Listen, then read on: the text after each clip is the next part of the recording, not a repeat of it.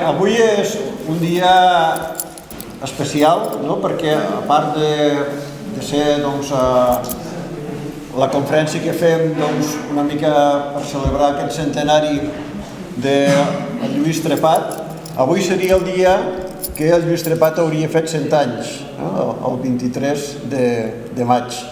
I per tant vam voler que fos aquest dia perquè era un dia especial, assenyalat, i tenim amb nosaltres el Francesc Gabarrell, que ja el coneixeu, és el comissari de l'exposició.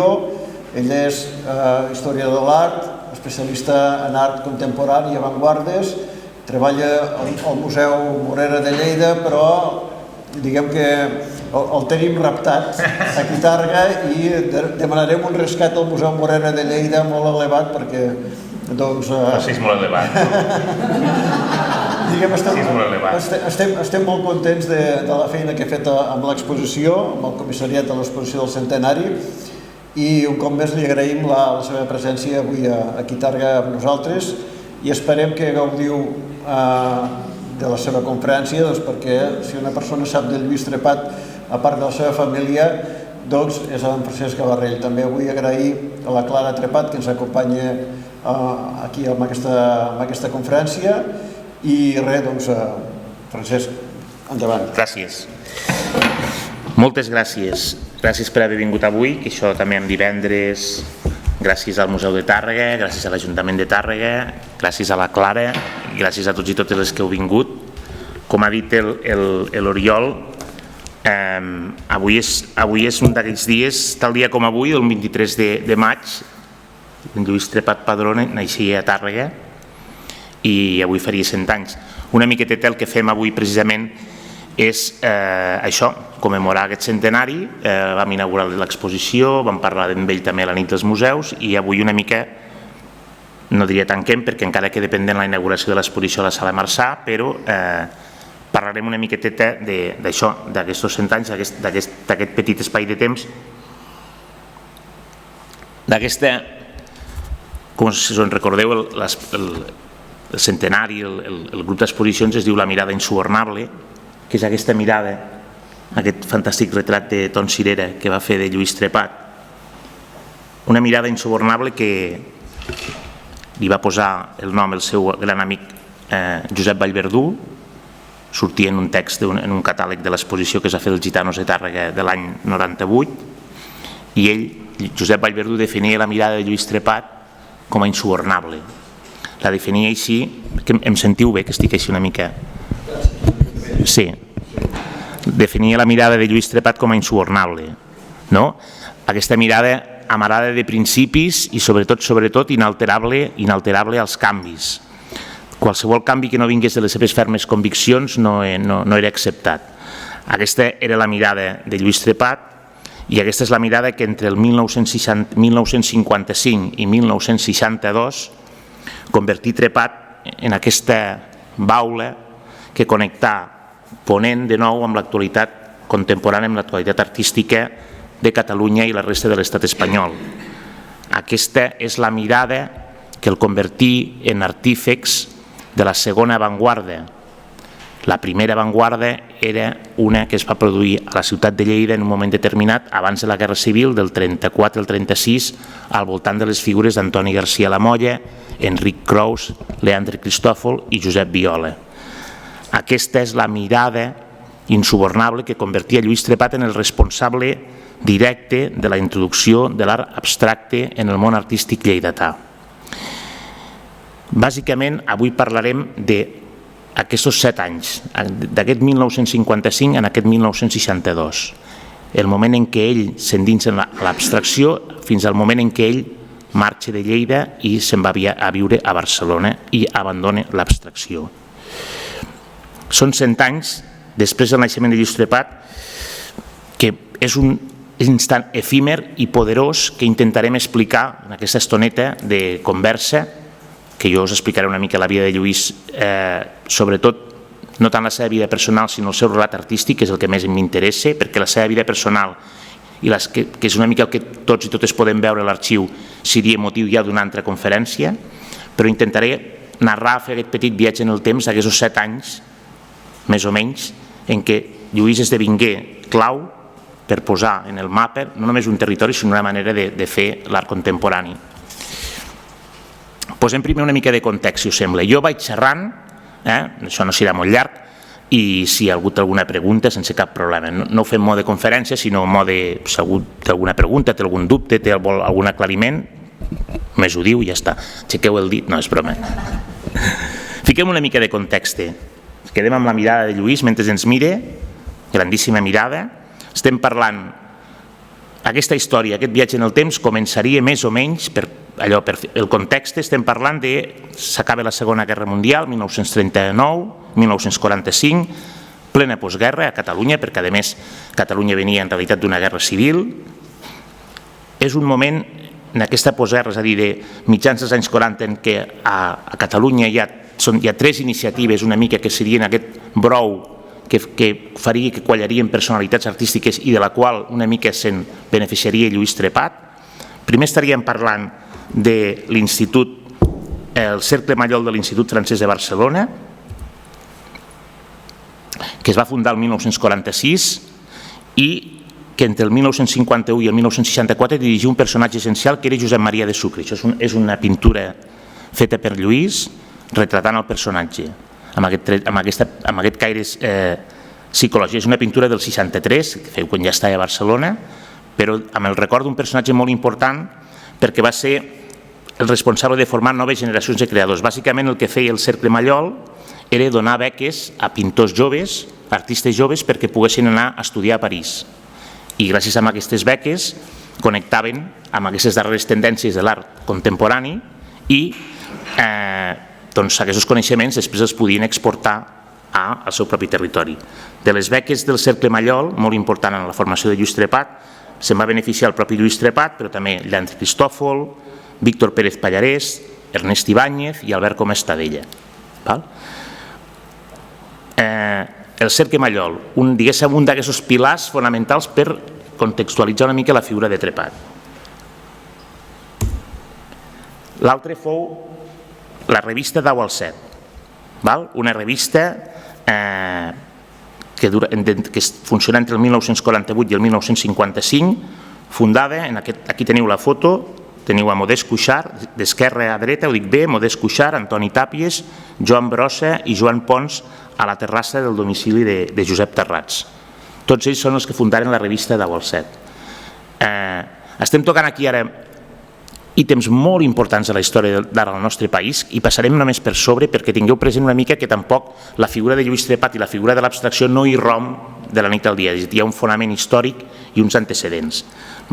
Bàsicament, la revista Dau al Set i la seva visió moderna de l'art també és un punt d'inflexió dins de l'art català contemporani. Tot el que vingui després hi ha una part que veu gràcies al treball artístic, al treball de creació contemporània d'aquests 5 personatges Falte Terrats, perquè és el que fa la foto. I després, per acabar aquest context, una altra cosa molt important és els Salons d'Octubre. Els Salons d'Octubre, fundats per Francesc Fornells Pla, Jordi Mercader, Francesc Boadella, Josep Maria de Sucre i Àngel López Obrero, i amb la participació, que és el primer personatge de l'esquerra, del col·leccionista i mecenes Víctor Maria d'Imbert, que fou una mica el delegat administratiu i és una mica el que tenia els contactes. Per què és important els Salons d'Octubre? Perquè organitzaren una sèrie d'exposicions col·lectives a les Galeries Laetanes de Barcelona, també amb aquesta voluntat de donar a conèixer els artistes emergents amb esperit renovador que en aquells moments hi havia a Catalunya. Tenim el Cercle Mallol que posa diners per la formació, la revista Dau al Set que impulsa una certa ideologia de renovació i de canvi i els Salons d'Octubre que posen els espais perquè els artistes joves puguin exposar. Bàsic, això és bàsic. Sense això, i teniu en compte que estem parlant de moment de la segona meitat dels anys 40, anem cap als 50. En aquest context encara de dura postguerra i de complexitat en un entorn en ple franquisme, amb un obscurantisme ideològic, de pensament lliure. Tota aquesta gent van ser autèntics pioners. En aquells anys, repeteixo, mitjans dels 40-50, el Lluís encara vivia a Tàrrega. I què feia? Feia gitanos. el Lluís pintava la sèrie del Gitanos, estava en plena efervescència amb la seva sèrie dels Gitanos. Una sèrie que va pintar entre el 1944 i el 1951, que en un moment determinat tingué molt ressò, i que suposava una mica un distanciament respecte a aquesta pintura més acadèmica que havia començat a practicar aquí a Tàrrega, al taller, entre altres, al taller de Jaume Minguell i amb altres contemporanis. Els Gitanos és una mica la primera aportació personal de Lluís Trepat. Té una primera sèrie que són bàsicament aquarel·les i una segona sèrie que són pintures a l'oli. Una preciositat de sèrie, ja dic, que li donava aquest to característic, una mica de definició psicològica d'aquesta sèrie de persones, d'aquest col·lectiu que en aquella època circulaven molt entre Tàrrega i Verdú. Però llavors arribem a començaments dels anys 50 i Lluís Trepat coneix aquest senyor, que em vaig parlar també el dia de la presentació. És Job Stekelenburg, sempre ho dic malament, és rotllo dislèxic. No és Esquete, és Stekelenburg. Aquest és un quadre, és una foto del Job Stekelenburg amb la seva dona i el seu fill. És un pintor holandès que en un moment determinat apareix per aquí pel territori entre Cervera i Tàrrega i contacta no només amb Lluís Trepat sinó també amb l'altre pintor Jaume Minguell. Més enllà de la relació personal que tindran al llarg del temps, és un factor essencial perquè és com una mena d'aparició espontània que fa que Lluís tingui un contacte inesperat amb la pintura que s'estava fent a Europa en aquells moments. És a dir, és aquesta via, aquesta espurna de poder mirar inesperadament. Es troba un pintor que ve d'Holanda amb una visió molt àmplia de l'art i sense ser un pintor excepcional, perquè la historiografia ens ho diu, no era un pintor excepcional, sí que eixampla la visió de Trepat i l'allibera una mica d'aquests cànons tradicionals que ell maldava per sortir-se'n, intentar lluitar, per canviar una mica el seu estil i anar més enllà dels gitanos. Perquè quan Stekelenburg veu els gitanos, fins i tot fa una exposició de gitanos Lluís a Holanda, els gitanos a Stekelenburg no li acaben d'agradar, no li acaben de fer el pes. I llavors és aquesta manera, li dona a Lluís aquesta sensació de dir, home, potser seria el moment de provar de fer un canvi. Ell nota que segurament els gitanos, com tantes altres coses que farà a la seva vida, és una via que s'està començant a esgotar i decideix això, canviar. I per fer-ho què fa? Doncs se'n va a París, fa el seu primer viatge a París. És un viatge que durarà prop de 3 anys, del 51 al 53, i ho fa com a necessitat d'eixamplar, de renovar la seva visió de l'art. Necessita sortir i en aquell moment tots i totes, bàsicament tots, per tot és poc, anaven a París. París era, diguéssim, el bressol de la modernitat. Els grans artistes catalans, estatals i europeus estaven a París i s'eixamplava aquesta visió de l'art contemporani. Doncs el 1951 Trepat es trasllada a París. París era, ja us ho dic, en aquell moment està idealitzat per la bohèmia catalana, motivat per un... Ell té una sensació que s'està estancant i decideix anar a la capital francesa. I allí coneix el que serà el seu gran amic, mestre, que és Joan Vilacases. Joan Vilacases, pintor clau de la generació informalista, que és instal·lat a París des del 1949, precisament amb una beca del Cercle Mallol. Es coneixen de seguida, es fan molt amics, Lluís explica com es van conèixer, i és una mica el que... Clar, Lluís arriba, està un temps en una pensió, però arriba un moment que necessita trobar un lloc més estable perquè la seva intenció és quedar-se a París un temps. Llavors, gràcies a la intermediació de Joan Vilacases, que s'allotjava allí, Lluís també troba allotjament amb una cosa que es deia el Col·legi d'Espanya, que era bàsicament una residència on els artistes espanyols, i diem espanyols perquè en aquell moment eren els artistes que venien d'Espanya, es podien quedar, tenien un menjador, tenien un allotjament i podien, diguéssim, dedicar-se als estudis o a la seva formació, tenien un lloc on anar a dormir. Lluís està una mica cansat, un moment determinat, de voltar per diferents pensions de París i coneix a Joan Vilacases i Joan Vilacases li diu, el porta allí perquè s'hi pugui quedar. En aquesta residència, per exemple, s'hi troba Alfons Costafreda i el de la dreta de tot és el fotògraf de Tàrrega, Calafell. Aquesta és una foto del 1951. Al començament aquell col·legi el dirigia un secretari molt motivat, com ja acostumen a ser els secretaris, i li va dir a Lluís que no hi havia places per quedar-se a dormir. Llavors Vilacases, que feia molt temps que hi era i era una persona molt conciliadora, va anar a parlar amb el secretari, li va demanar que es quedés i el secretari li va dir que s'havia de quedar, però la condició era que havia de parlar perfectament el castellà, no el francès, el castellà. Si Lluís Trepat parlava el castellà d'una manera correcta i entenedora, podia quedar-s'hi. I llavors, com que entenc que Lluís sabia parlar castellà perfectament, doncs s'hi va quedar. Això era bàsicament perquè era català, per això us ho dic. A París, en aquest primer París, Trepat hi pinta poc. Es dedica a voltar, es dedica a observar, a assimilar tot aquest nou món, totes aquestes noves idees. En algunes fotos es veu amb aquesta mena de barret i barretina, això és un autorretrat del 1952, i sobretot, resumint molt, es dedica a voltar pels museus, fa classes de dibuix i pintura i coneix de primera mà l'obra de Picasso, que també és un factor clau per tot el seu desenvolupament posterior. Ja dic, 2 anys, de la mà de Vilacases entra en contacte amb el món artístic i cultural de la ciutat, i el març de 1953 el viatge és ràpid, tot i que els 2 anys aquests van ser intensos. Dic, el meu viatge personal que us estic explicant va una mica accelerat perquè si no al final també se'ns faria molt llarg. Però el 1953 torna a Tàrrega. Quan està tornant a Tàrrega li agafa una forta pneumonia i s'ha d'ingressar en un sanatori del sud de França durant un temps per a que se li curi. Això és just abans de passar la frontera. Us poso això perquè en aquest sanatori fa el que va fer tota la vida, dibuixar, mentre es recupera i dibuixa. Llavors la família té un petit àlbum en el qual és un àlbum que jo no sé si s'havia vist mai, jo crec que això és inèdit, ho mostrem a l'exposició que teniu a l'arxiu comarcal, una sèrie de dibuixos que fa mentre ell està ingressat en aquest tanatori, a l'espera que es pugui recuperar, sanatori, perdó, he dit tanatori, disculpeu. La Marta diu, tanatori, en aquest sanatori, disculpeu.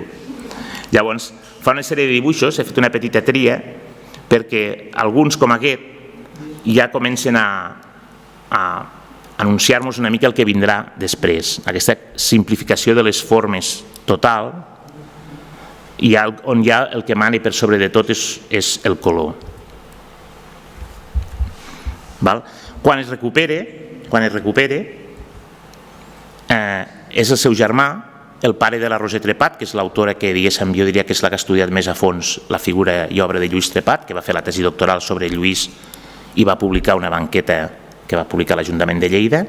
Doncs el seu pare el va buscar en cotxe allà i tornen cap a Tàrrega. Clar, quan arriba a Tàrrega no ens enganyem, el contrast entre la ciutat de la qual ve i la ciutat a la qual arriba doncs és més que evident. Ve de París, quasi 3 anys a París i s'instal·la a Tàrrega. No s'hi acaba de trobar especialment a gust, però bàsicament perquè venia d'un entorn absolutament cosmopolita i clar, no té opció de tornar-hi de moment. Llavors parla amb el seu tiet i aquell mateix any, el 1953, es trasllada a Lleida. Deixa Tàrrega i s'ha de Lleida, és a dir, entre que torna de París i marxa a Lleida, a Tàrrega s'hi està uns pocs mesos. Quan arriba a Lleida està un temps assimilant tot el que ha vist a París. Però el més important és que aquest 1953, quan s'instal·la a Lleida, és l'època entre el 53 i el 55 que l'activitat cultural a Lleida està en plena efervescència, està començant a revifar, està començant a deixar enrere aquesta fosca postguerra. I sobretot hi ha una cosa que és el Cercle de Belles Arts de Lleida, que en aquell moment aglutina tot aquest esperit de canvi, de transformació, de renovació. El Cercle de Belles Arts de Lleida era una entitat cultural i artística fundada el 1947 per Marià Gomà, Josep Benseny, Charles Pardell, Leandre Cristòfol, Eduard Messalles, Manuel Niubó, Antònia Batgil i Josep Barberà. L'objectiu bàsicament del Cercle de Belles Arts era recuperar el panorama cultural local en un escenari de plena postguerra. Això és així. I és un objectiu que va assolint a poc a poc. Quan Trepat arriba a Lleida el 53, aquest objectiu ja s'està assolint i la ciutat està patint una revifalla cultural. Entre totes les figures, he ficat aquí aquest és Josep Benseny. És un dels fundadors del Cercle de Belles Arts. No va arribar a conèixer a Lluís Trepat perquè moria l'any 52, però diríem que és una figura clau per entendre tot el que després passa al Cercle de Belles Arts. Josep Benseny fou l'únic artista que després de la guerra es queda a Lleida i era un artista que era íntim amic de Leandre Cristòfol i d'Antoni Garcia Lamolla. Leandre Cristòfol després de la guerra és internat en un camp de treball i Antoni Garcia Lamolla se'n va a l'exili. L'únic artista que es queda a Lleida és Josep Benseny i Josep Benseny és aquesta memòria viva del que succeïa abans de la guerra i el que està succeint ara. És a dir, és un artista pont, és un artista que recorda el que es feia i la seva figura és clau per diguéssim, mantindre viva aquesta memòria d'aquella primera avantguarda que us he dit. Però quan Lluís Trepat arriba a Lleida, evidentment el primer que fa és contactar amb la gent del Cercle de Belles Arts, el pintor que en aquell moment encapçalava el cercle i encapçalava una mica les reunions i totes les discussions al voltant del tema de l'art contemporani i de la cultura en general, era Ernest Ibáñez. Ernest Ibáñez és el primer pintor per l'esquerra. Aquí tenim Ernest Ibáñez, Albert Vives, Julián Plana, Josep Izquierdo i Miquel Roig Nadal en una exposició al Cercle de Belles Arts. Podríem dir que aquesta època del 53 al 55 és un dels pocs moments en què a Lleida el debat transcendeix purament l'àmbit artístic i assoleix una dimensió més netament cultural i social. O sigui, el Cercle de Belles Arts, el debat sobre la modernitat i la contemporaneïtat artística va més enllà del relat artístic i és un debat que implica i impregna la societat, perquè al final el franquisme seguia sent el franquisme, però els petits canvis i les ànsies de renovació cada vegada es feien més present. I la cultura no deixa de ser segurament un dels mitjans més poderosos per tirar endavant això. I l'art, des del punt de vista de la modernitat, també ho era.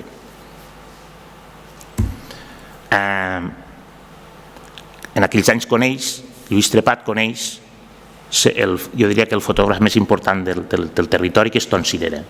Gran amic seu, la foto que heu vist al començament és d'en ell i altres que podeu veure a l'arxiu comarcal també són d'en ell. La relació que estableix amb Ton Cirera és molt important perquè Ton Cirera era una persona impregnada de la modernitat, amb unes idees molt avançades pel que fa a la fotografia i a més tenia molts calés, amb la qual es molla en aquest món de possibilitats, de capacitat i amb idees innovadores. Clar, en aquest context, una mica que us he explicat, s'entén molt bé la importància de la figura de Trepat, un personatge que acaba d'arribar de París amb noves idees, un comportament artístic avançat, amb una pintura atrevida en el color, perquè el color és la seva essència, un aspecte físic molt característic, una persona molt alta, amb uns ulls blaus. Clar, tot això fa que s'imposi, que aquesta figura, que aquesta personalitat, que aquesta aparença s'imposi davant de la resta d'artistes locals i adquireix un protagonisme individual per aquest seguit de circumstàncies que no tenia la resta i el converteixen una mica en aquesta punta de llança, aquest símbol de modernitat. I aquí és, en aquest context, Lluís Trepat inicia el veritable camí cap a l'abstracció. La seva pintura comença a abandonar la forma que tots i totes podem reconèixer per començar a captar el color i la emotivitat, les emocions de l'entorn. Tenim 3 pintures que podeu veure a la sala de baix del museu: Bodegó, la bòbila de Sidamont i la grandíssima baixada de la Gremial de Lleida, que és segurament l'obra més emblemàtica d'aquest període en el qual Lluís Trepat ja està anunciant el que vindrà després, que és bàsicament l'arribada de l'abstracció i l'abandonament definitiu de qualsevol referència figurativa.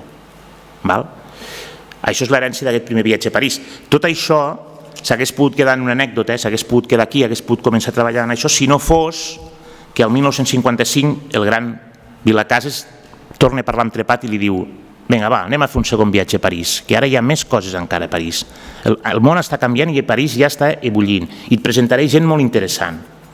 Llavors, al 1955, Trepat fa un segon viatge a París, però que el Trepat que va a París ara és un altre Trepat. Ha madurat, el bagatge cultural del seu primer viatge, més tot el que ha assimilat al voltant del Cercle de Belles Arts, ja és molt més complex, té una capacitat d'assimilació de les diferents opcions artístiques molt més gran, la influència de Vilacases és també més gran, perquè el seu vincle, la seva relació i l'obra de Vilacases també ha impregnat molt el seu tarannà artístic.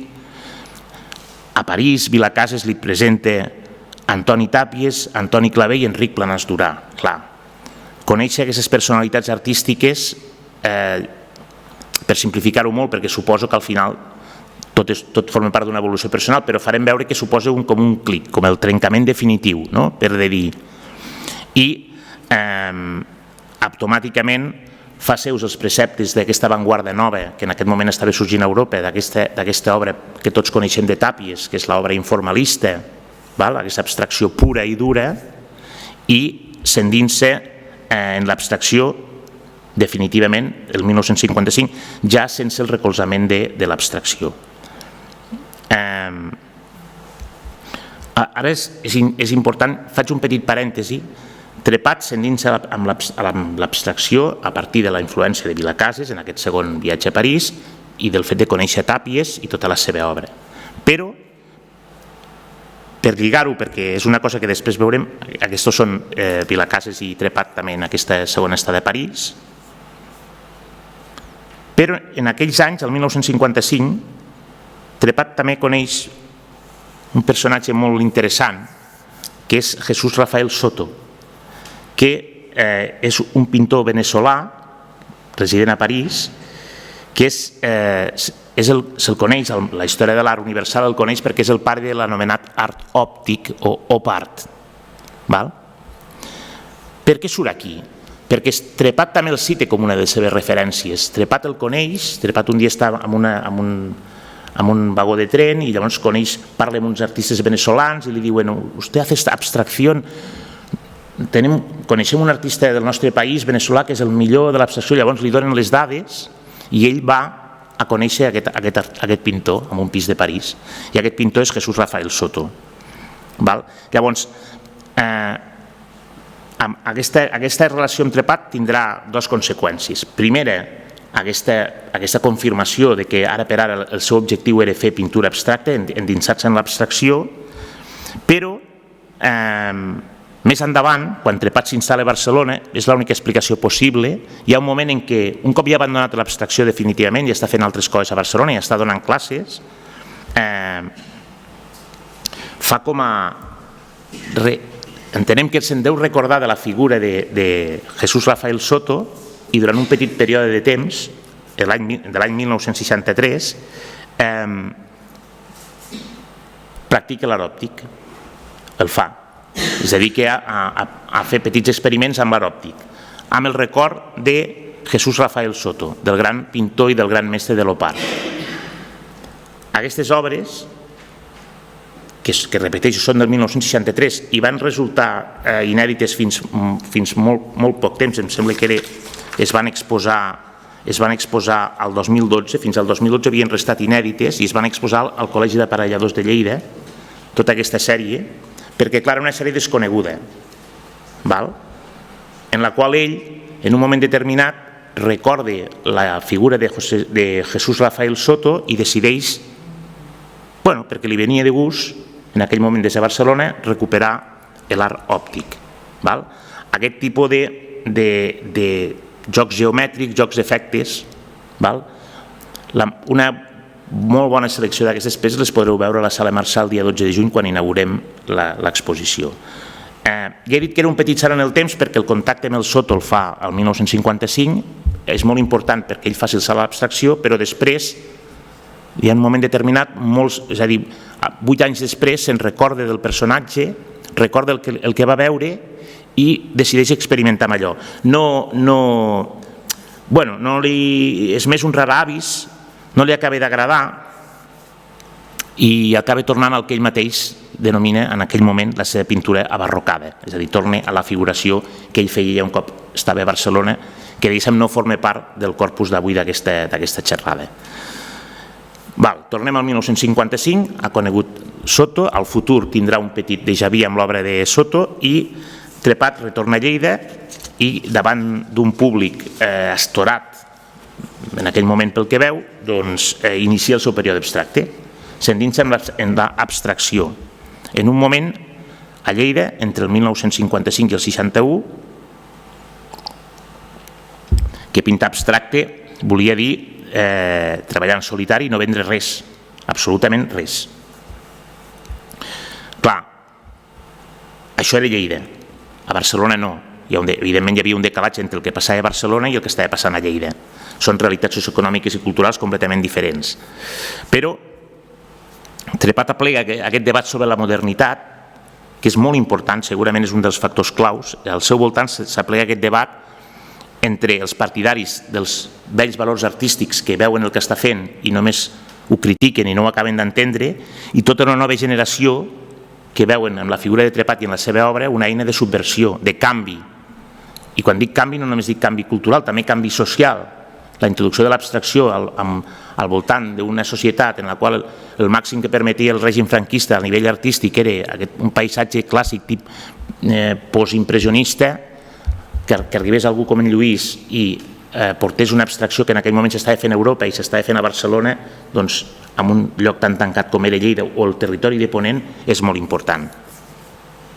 Això provoca una cosa molt interessant, que és que la figura i l'obra de Trepat s'apropa a una certa èlit econòmica i social de la ciutat de Lleida. És a dir, hi ha una sèrie de gent benestant, gent estudiosa, gent amb coneixements, que tenen aquestes inquietuds artístiques i veuen en la figura de Trepat una capacitat de canvi, de transformació, que els atreu.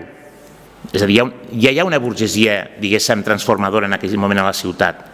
Igual que hi ha una burgesia clàssica que no entén res del que està fent Lluís, hi ha una burgesia més jove, amb uns certs recursos econòmics, amb un cert poder adquisitiu, que veu en la figura de Lluís Trepat i en la seva obra una possibilitat de canvi, una possibilitat de modernitat, i això agrada en un sector de la societat. Lluís Trepat s'indensa de ple i col·labora en qualsevol activitat artística, cultural i social que pugui afavorir aquesta voluntat de transformació, aquesta voluntat de canvi. Aquí destaca, entre moltes altres coses, la creació del cineclub de la ciutat. Es crea el cineclub de Lleida, un cineclub dirigit per Joan Baró, que en aquells moments convida a Lluís Trepat a dissenyar i a dibuixar, a il·lustrar els diferents programes de mà de les diferents pel·lícules que es passin al cineclub. N'he posat una petita selecció, són preciosos. La majoria també els podeu veure a l'exposició que tenim a l'Arxiu Comarcal. Segurament és una de les coses més maques que es poden veure allà. Aquí tenim una il·lustració per al film Crim Blanc d'Albert Lamorís del 1953. Lluís Trepat dibuixava i dissenyava aquesta és preciosa perquè això és una il·lustració per al programa de mà que fèiem una mica del resum de la temporada del 1957 i el 1958. Aquí tenim una il·lustració per un cicle dedicat al western, preciós.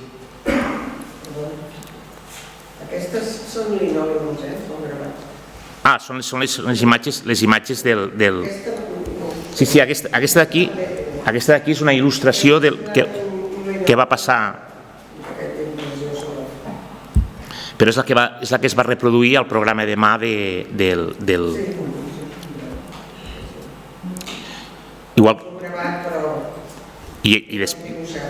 Sí, i el que fa és reproduir-ho al programa de mà de... Sí, el que he fet és passar-vos... Us he passat les il·lustracions, val? Us he passat les il·lustracions. Sí, hi ha dibuixos i hi ha gravats, però són les il·lustracions que donaven amb el programa de mà, amb diferents tècniques, però quan s'editaven estaven... I aquesta és la pel·lícula aquella de La ley del silencio de Elia Kazan, Marlon Brando, una grandíssima il·lustració també. Els treballs del Cineclub de Lleida reben el Premi Sant Jordi de Cinematografia de Barcelona el 1957 i el jurat del premi menciona els dissenys de Trepat i les seves obres, els seus dibuixos, diguéssim, els seus dissenys, bàsicament, perquè, com ha dit ara la Clara, són diferents tècniques que s'apliquen amb una impressió sobre paper. És una època en això, la figura de Trepat, el concepte de la modernitat, es parlava a cafès, tertúlies, articles a diaris com La Mañana o revistes com Ciutat, sortia el Trepat més desencadenat, aquest catalitzador d'aquestes ànsies renovadores que ell, amb la seva personalitat poderosa que hem mencionat abans, fa seves. Clar, la figura de Trepat i la seva capacitat de posar la contemporaneïtat i la modernitat al capdavant de la societat lleidatana no és només important per la pròpia figura de Trepat, sinó també perquè gràcies a ell hi ha una revifalla molt important d'altres artistes que portaven, a partir de la postguerra, al final de la Guerra Civil, restaven apagats, restaven amagats, no treballaven, estaven fent senzillament altres coses o havien deixat de produir, i aquesta irrupció de la modernitat, de l'abstracció, fa que recuperin les energies per tornar a crear. I aquí és on hi ha la figura més important, que és la de Leandre Cristòfol. En aquest contacte, amb aquest context de modernitat que Lluís Trepat posa sobre la taula, que Lluís Trepat comparteix a través de les seves experiències des del Cercle de Belles Arts, tot això provoca que el 1959, la sèrie és del 1957, Leandre Cristòfol, el gran escultor, el gran artista, l'artista més important que ha donat mai el Ponent català, reprengui la seva creació artística contemporània. Fins llavors havia estat treballant de fuster, sense cap tipus de significació, més de 20 anys de silenci, però amb aquest xup-xup, amb aquest caliu de la figura de Trepat, doncs decideix recuperar l'avantguarda i ho fa amb aquesta sèrie dels Ralentís, que segurament és la seva sèrie més famosa després del silenci de postguerra. Bàsicament són unes peces que pengen del sostre, si mai veniu a Lleida les tenim exposades al Morera, a les quals l'artista li dona una sèrie de moviments giratori, una barreja entre art objectual i art cinètic. Doncs que Cristòfol torni a la palestra també és gràcies no només a la figura de Lluís Trepat en si, sinó també en tot aquest moviment de renovació cultural i artística que s'està produint a la ciutat a finals dels 50. Arrel dels treballs de Lluís Trepat, arrel de la presentació de l'exposició dels Ralentís de Leandre Cristòfol, una d'aquestes personalitats culturals i artístiques d'aquesta burgesia aposentada, adinerada, però amb ànsies de renovació i de canvi, que era Francesc Porta, publica un opuscle, un fulletó, un petit llibret, que és una mica la base a partir de la qual es desenvoluparà tota aquesta teoria de l'arribada de la contemporaneïtat, de l'arribada de l'art abstracte, diguéssim, teoritza sobre com, per què i de quina manera l'art abstracte s'ha de treballar i ens ha d'influenciar. Això és una conferència, però d'aquesta conferència se'n fa un fulletó i el fulletó l'il·lustra Lluís Trepat. La portada del fulletó és obra de Lluís Trepat.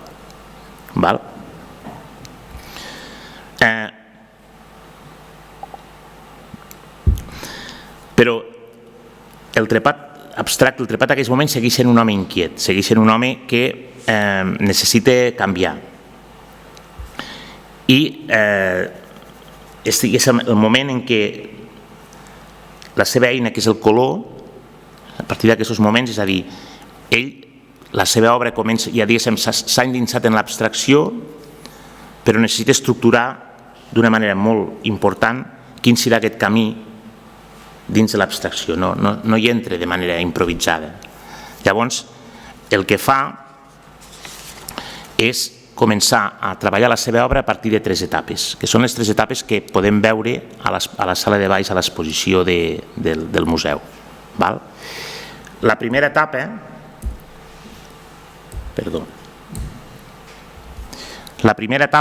és l'etapa que hem anomenat constructivisme geomètric, que faria entre el 1955 i el 1957.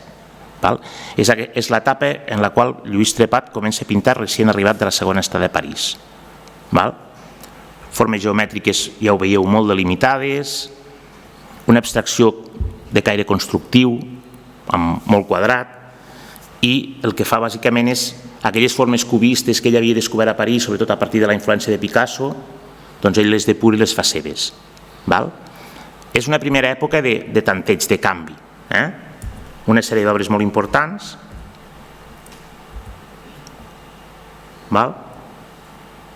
fetes entre el 55 i el 57. Aquesta és una peça molt interessant perquè és una mica la que anuncia la següent etapa de... Un cop ha tocat l'abstracció des d'aquest punt de vista més constructivista, que tots veieu amb aquestes formes geomètriques, Trepat s'endinsa en una segona etapa, que seria la de l'expressionisme abstracte, entre el 1957 i el 1959. Trepat s'endinsa en una cosa que coneixem com el dripping. Us sona? És aquella tècnica que va ficar de moda, que va donar a conèixer Jackson Pollock, que bàsicament consistia en esquitxar la tela o deixar de gotar la pintura i que ella mateixa donés les formes resultants. Aquesta és segurament l'etapa en què... Perdó. No sé per què se n'ha anat ara, disculpeu.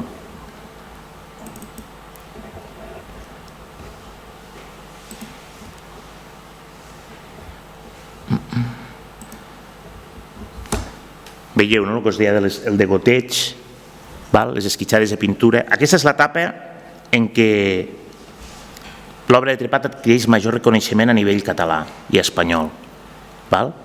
Aquesta època d'entre el 57 i el 59 és la seva etapa de major reconeixement. No és la seva etapa més madura com a abstracte, però és una etapa en la qual adquireix molt reconeixement. Al 57 exposa a les Galeries Laietanes, us en recordeu, seu dels Salons d'Octubre i de les primeres exposicions d'Antoni Tàpies. Aquesta és una foto de l'exposició que feu a les Galeries Laietanes. L'exposició es deia Abstractos. També exposa al Saló de Maig, al segon Saló de Maig del 59, exposa al costat del propi Cristòfol i exposa al costat de Clavé, Hernández Pijuan, Ràfols Casamada, Tàpies, Tarrats, Vilacases, Àngel Ferran, Eudald Serra, Subirats i Torres Monsó. Vull dir, noms importants, primeres espases de l'art contemporani català del moment, i Lluís Trepat hi era. També exposa al 1959 amb una exposició que es diu Homenatge informalista o figura Velázquez a la Sala Gaspar de Barcelona, que en aquells moments era el referent de l'art informalista que s'estava fent, aquest art. Segona etapa abstracte de Lluís Trepat, expressionisme abstracte. Però no... És un pèl agressiu per ell, l'expressionisme abstracte. Ell és un pintor més ordenat, no tan temperamental. I això fa que la seva pintura abstracta evolucioni. I entrem en la seva tercera i definitiva etapa, que és la que m'ha anomenat, Roser Trepat va anomenar, un constructivisme més lliure, que és l'etapa on ell torna a la utilització del pinzell i organitza la matèria pictòrica amb diferents formes concretes. La més important de totes és l'òval. Aquesta és la sèrie dels òvals. Segurament la seva sèrie, segurament no, la seva sèrie abstracta i artística més important, el punt culminant de la seva trajectòria artística dins l'abstracció. Preciosa obra.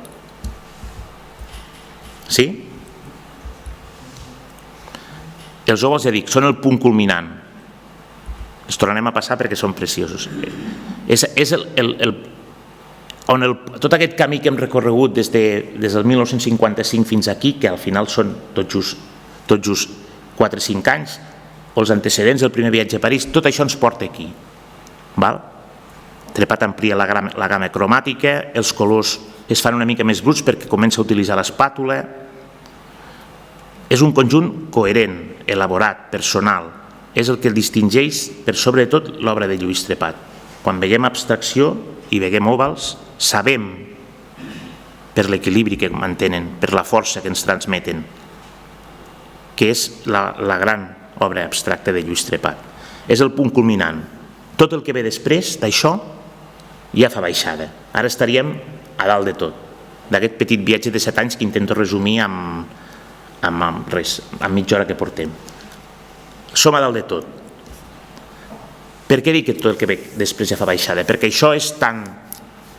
culmina tant tot un procés mental, artístic, personal, que bàsicament, i estem parlant encara no de 5 anys, ho culmina de tal manera que la sensació de Lluís és que ja no sap massa bé què fer més.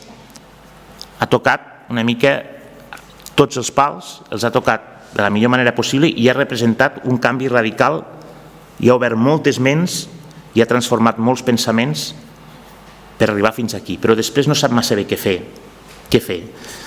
I una cosa que, per lo que he llegit i he parlat, odiava Lluís era la repetició, l'estigma de la repetició, fer sempre el mateix, acabar-se perpetuant amb un mateix model artístic i de pintura, sobretot en aquesta època.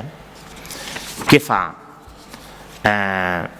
Està una mica cap a on tira i crea després dels òvals, torna a passar, per a veure cap a on pot anar, crea la sèrie de les maculatures. Les maculatures no deixa de ser una continuació dels òvals, del període de constructivisme lliure, però amb obra estampada. Ell coneix el concepte de màcules que va forjar Josep Tarrats el 1954. Les màcules eren... Tarrats li deia màcules als noms, als fulls impresos de manera defectuosa als corrons de les impremtes, o quan tu amb un full netejaves els diferents mecanismes per tornar a imprimir i netejar els corrons de pintura. Això generava una sèrie de formes aleatòries que a Trepat li van interessar durant un temps perquè per ell potser eren una via més de sortida, d'escapatòria d'aquest punt culminant que eren els òvals. Llavors es dedica durant un temps, el 1961 fa una sèrie que anomena les maculatures, que també podeu veure a la planta de dalt del museu, partint d'aquesta base, d'aquesta aleatorietat de l'obra gravada, de l'obra estampada amb la barreja de colors i formes.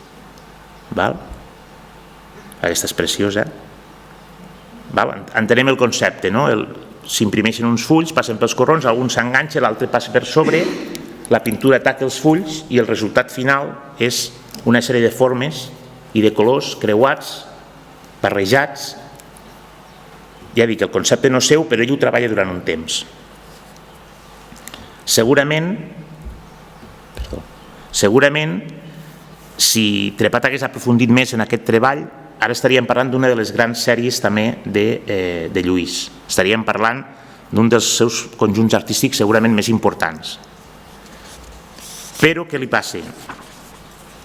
Que el 1961, que està en aquesta fase de... ja ho tinc, he treballat molt intensament, molt reconeixement social, reconeixement personal. Trepat viatja a Holanda i es torna a trobar amb el seu amic Job Stekelenburg. I Job Stekelenburg, en aquell moment, si us en recordeu, al començament dels anys 50, que li va dir que la pintura havia de renovar la seva pintura, que li calia un toc de contemporaneïtat, doncs ara li diu que l'art abstracte ja és un recurs que s'està esgotant, que això ja comença a estar una mica esgotat, tancat, i que és un carreró sense sortida. Aquí llegiré directament el que ella escriu sobre aquesta visita, el propi Trepat escriu d'aquesta visita, d'aquesta trobada amb Job Stekelenburg. Diu: com que en aquell moment em va semblar que em convenia viatjar i veure món, vaig acceptar la invitació. Vaig anar a Amsterdam i vaig passar uns 10 dies. Em convidava al seu estudi, que era la peça més gran de la casa, i anàvem xerrant mentre ell pintava. En aquell moment ell feia expressionisme amb colors intensos, sobretot automòbils, que per cert eren la seva passió, però d'una manera distorsionada. M'explicava la diversitat de temes i maneres de la pintura figurativa. Acusava l'art abstracte de trobar-se en un camí sense sortida, ja que pensava que era com remenar sempre dins del mateix pot. I em va convèncer, potser perquè jo era aleshores una persona que es deixava influir fàcilment. El cas és que, quan vaig tornar aquí, vaig començar a pintar maquinària agrícola, d'obres, del molí de càrrega del port de Barcelona, etc. Després parlarem de les màquines. No sé si heu vist tots i totes l'exposició, les màquines. Després hi parlarem, perquè aquesta referència final al treball de Stekelenburg amb els automòbils i les màquines no deixa de ser absolutament simptomàtica. Però, clar, al final la trobada de Stekelenburg és un fet anecdòtic. El que li passa a Trepat és que acaba seguint una direcció. Trepat era un personatge, era un pintor, com molts de la seva generació que venien del paisatge, que s'endinsa en l'abstracció, amb aquesta passió que era marca de la casa, però que al final veu que és un camí, o creu que és un camí que ja no l'aporta res més, que ja l'ha exhaurit. Trepat, diguéssim, puja al carro de l'avantguarda, puja al carro de l'abstracció, quan el moviment informalista en aquell moment estava entrant amb força a l'estat espanyol i a Europa. I això ho fa des d'una petita part del territori que és el Ponent català. Clar, arriba un moment en què hi ha tot el territori, totes les galeries de Catalunya, de l'Estat, d'Europa, demanden a l'abstracte i ell té la sensació que la feina ja està feta, que ell ja ha dit tot el que volia dir. Creu que ja no pot aportar més en aquest moviment i així entre el 1961 i el 1962, que és just el moment en què Antoni Tàpies s'endinsa de ple en el mercat parisenc amb la seva obra abstracta, venent i exposant a totes les galeries on vol, Trepat abandona. Trepat, en un dels punts i a parts més radicals que ha donat mai l'art català, senzillament deixa de pintar abstracte, i l'esforç que això li suposa és molt important, requereix una voluntat molt ferma, perquè en aquell moment, l'any 1961, Trepat començava a ser un pintor molt conegut fora dels límits locals, però com a pintor no figuratiu. Per entendre una mica tot el que vindrà, aquests 7 anys de pintura abstracta són precisament el que, és a dir, ell és el símbol de la modernitat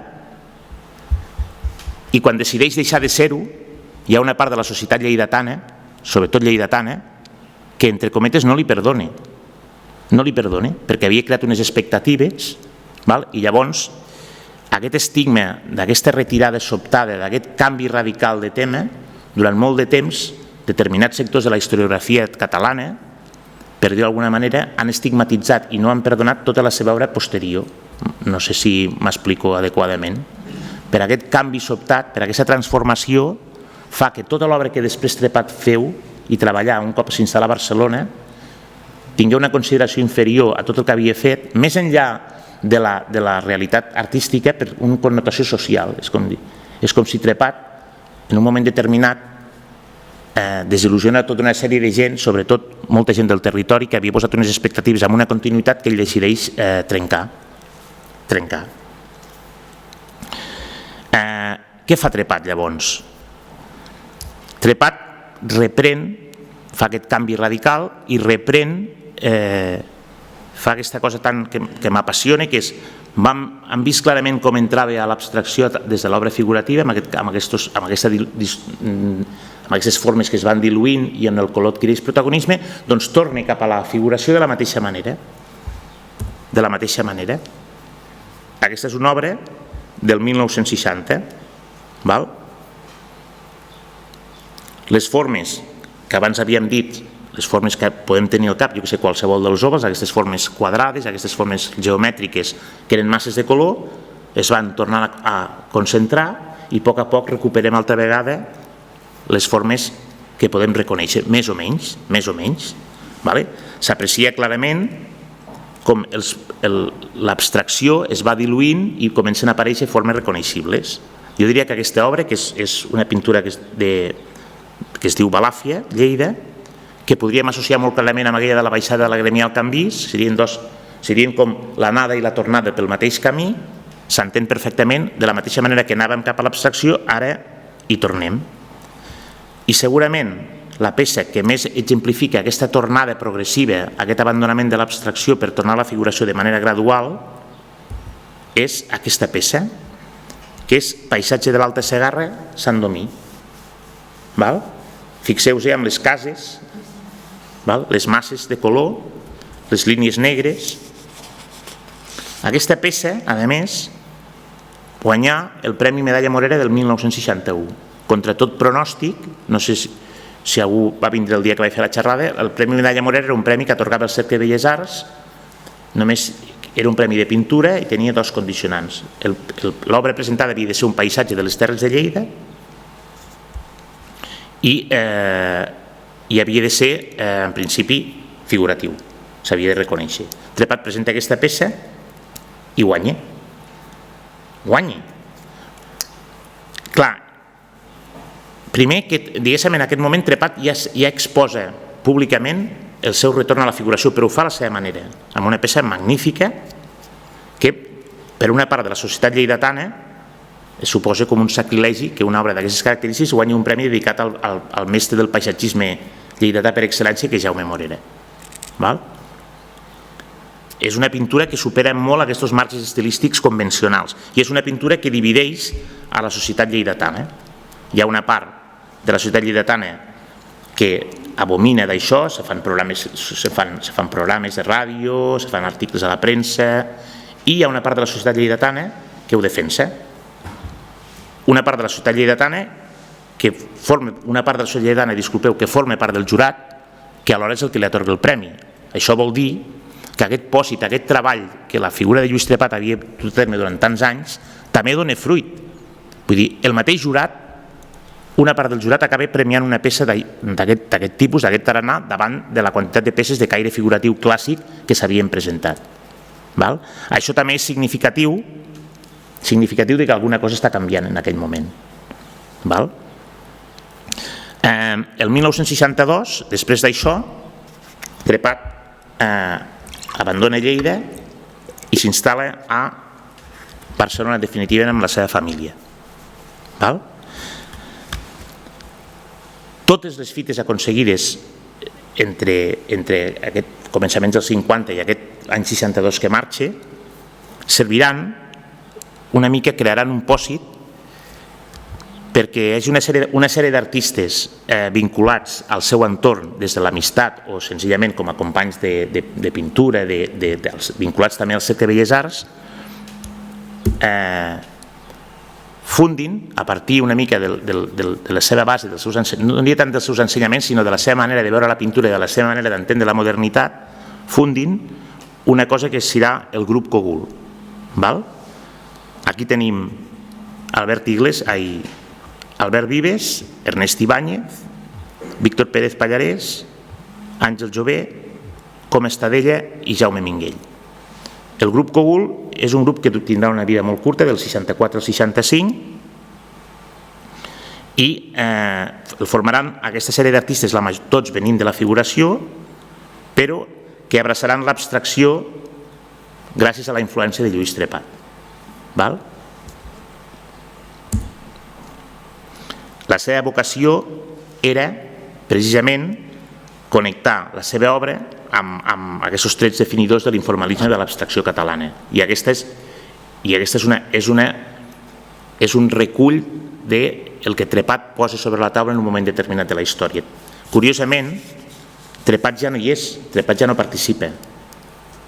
Se li diu de participar, de que formi part, però ell marxa a Barcelona, ell els diu que per ell l'art abstracte està esgotat i ell es vol dedicar a una altra cosa, però ells no, ells continuen.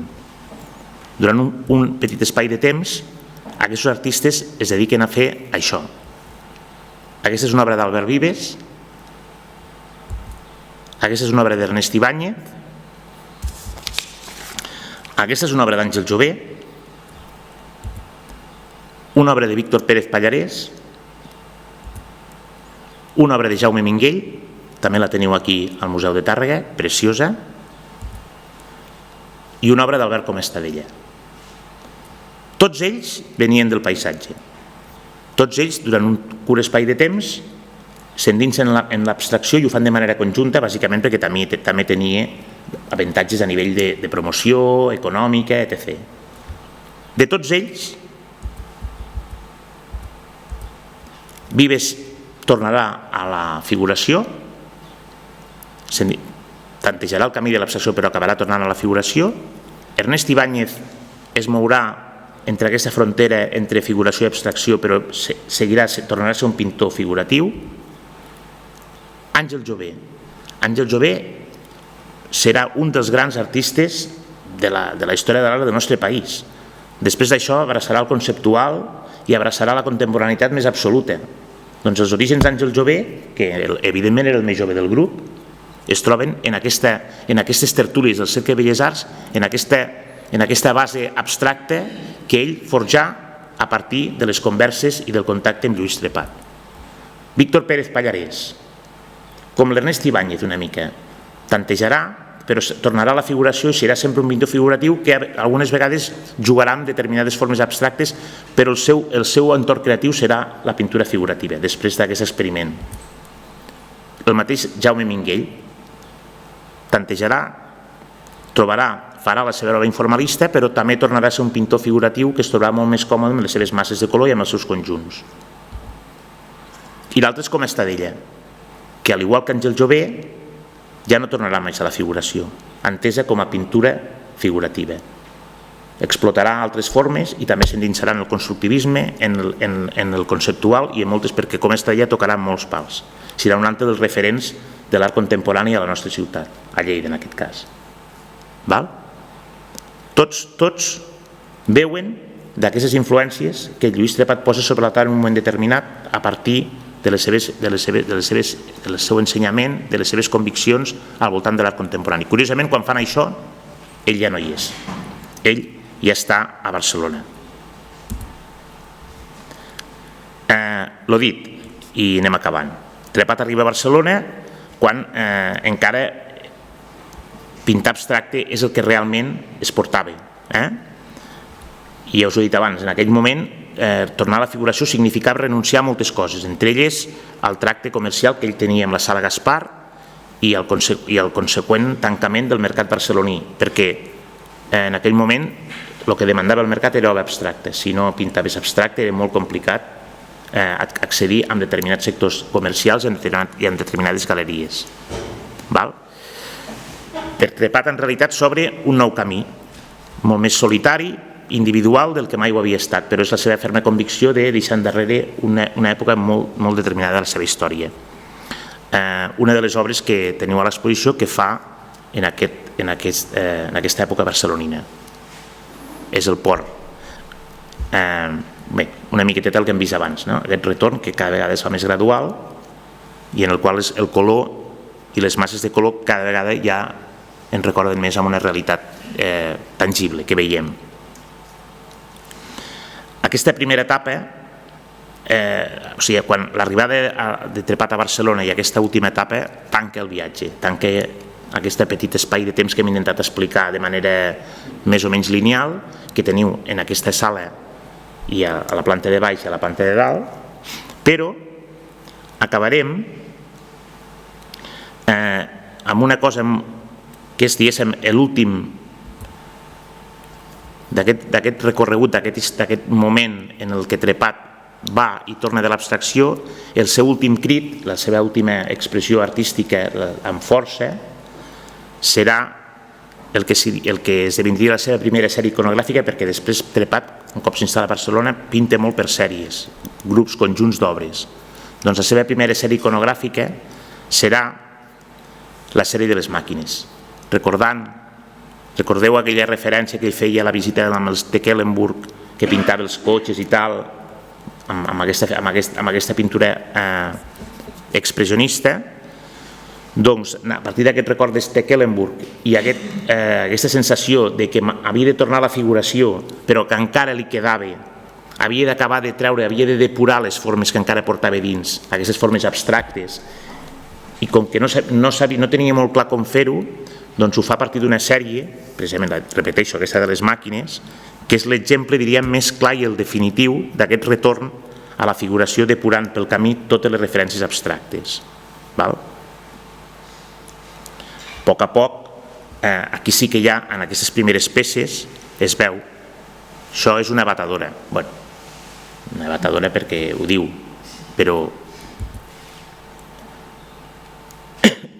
la monumentalitat de les màquines, la força expressiva dels materials, de l'acer, el ferro, tot això li serveix a ell per acabar de treure tota aquesta força que encara li restava i aquesta herència de l'abstracció i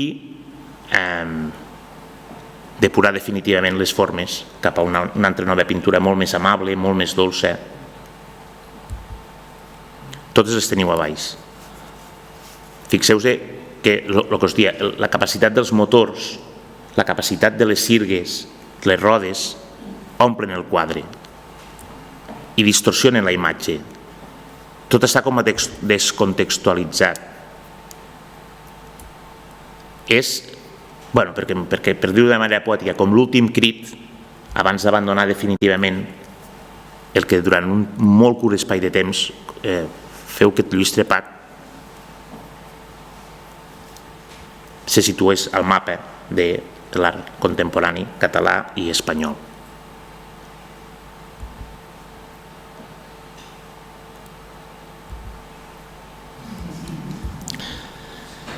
Aquest és l'últim retrat, un altre retrat de Ton Cirera, de Lluís Trepat. I, curiosament, quan a mitjans dels 60, amb aquest Lluís Trepat ja instal·lat a Barcelona, victoriós al Llionanès, va entrar a l'abstracció de manera victoriosa i va sortir content i victoriós i satisfet amb una decisió que és una d'aquelles decisions més dramàtiques i més estranyes que s'han tingut mai a la història de l'art contemporani a Lleida, però que al final ens serveix per explicar una persona i exemplificar una manera de ser. Curiosament, quan Lluís Trepat està ja instal·lat a Barcelona, que és a meitats dels anys 60, l'informalisme, aquesta pintura abstracta, bruta que hem estat mirant, decau i comença a qüestionar-se i comencen a aparèixer altres expressions artístiques, comença a aparèixer el pop art i apareix el conceptual, és a dir, i la importància i la figuració adquireix una nova significació. Curiosament, en aquell moment podríem dir Lluís, ara, però Lluís ja no li interessa res del que passa en aquell moment. Lluís Trepat està completament al marge.